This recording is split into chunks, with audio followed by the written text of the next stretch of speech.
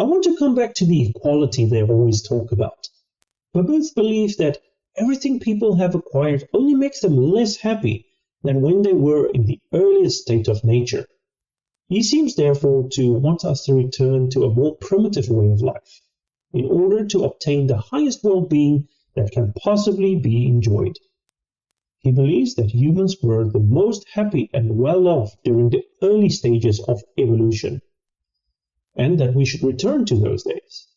Seriously, let's go back to dying from a small cut or starving and freezing our asses off during winter.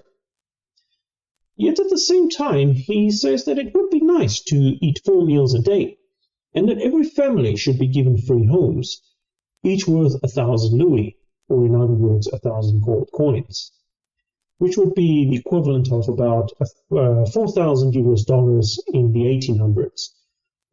Again, please double check my math.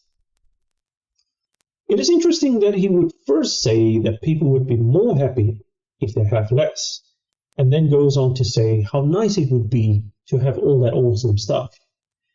Could it be that he wants other people to be happy with less? Except for him, of course. This is a recurring theme with communists throughout history up until this very day. They promise free shit for everyone. Everyone will be given big mansions, and we will wipe our asses with toilet paper made from gold and rainbow dust. We just have to kill all the rich people first, of course.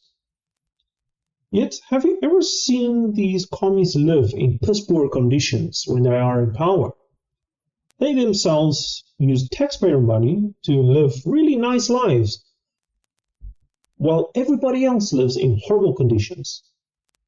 Babu stated that, and I quote, "I have decided to be one of the first immigrants to this new republic," end quote, and that he would have no problem adjusting to this new way of life. Yeah, no shit. Of course.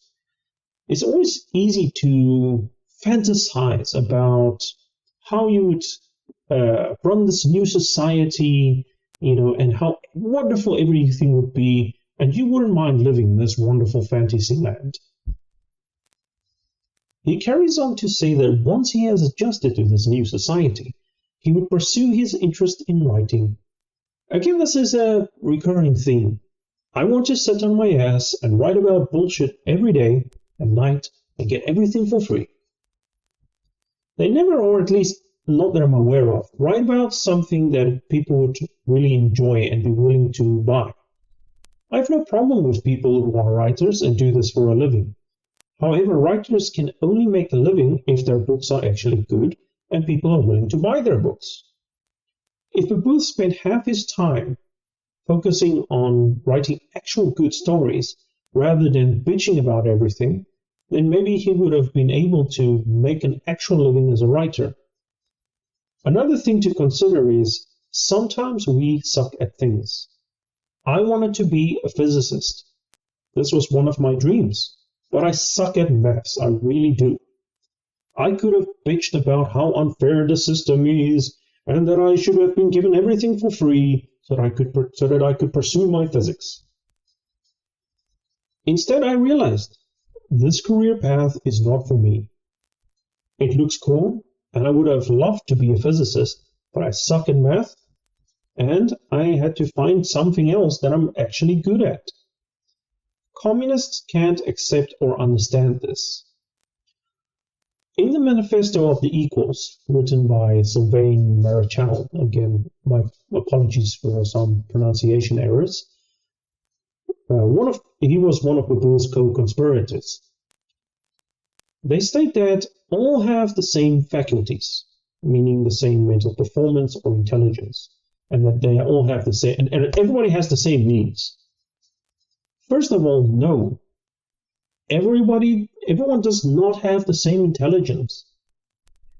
Anyone you know, or you yourself, when you went to school, you most likely knew some kid who was just on another level, who always performed really well, and who didn't have to study very hard at all. We all know someone like that.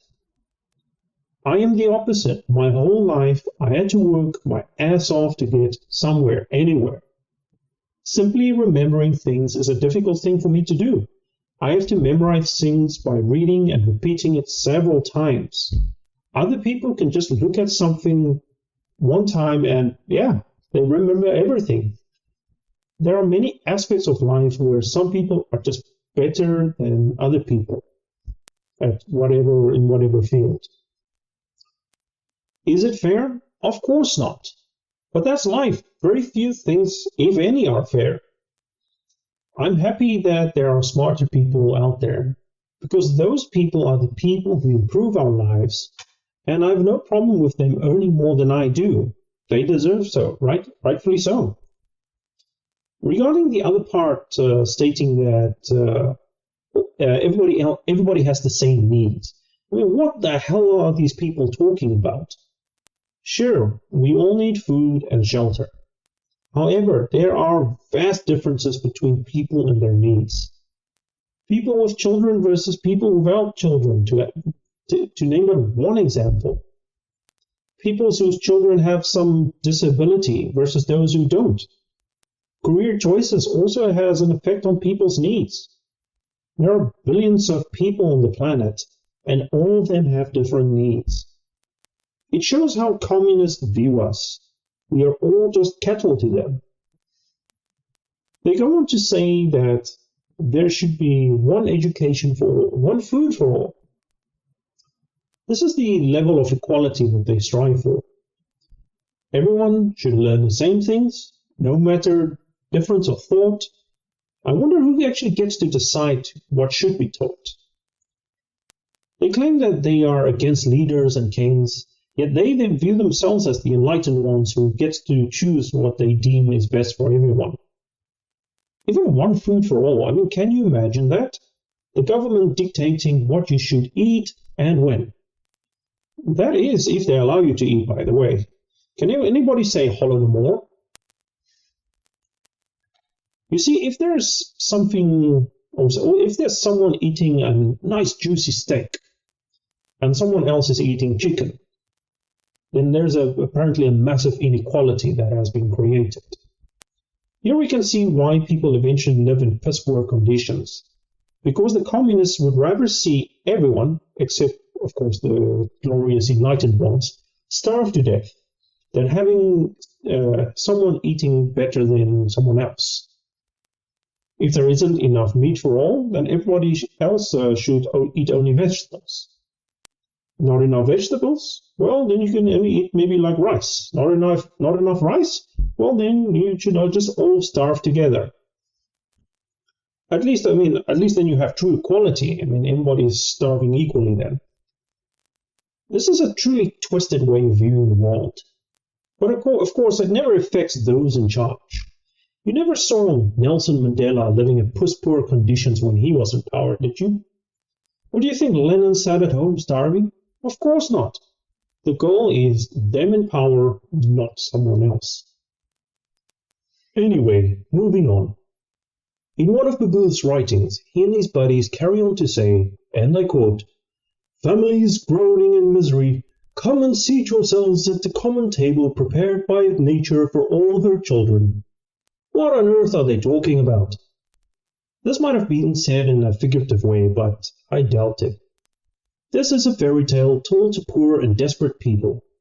Yeah, man, when we get into power, it's going to be like a huge fuck-off table in the middle of the city, and everyone can just come and eat anything they want, all provided for free by Mother Nature.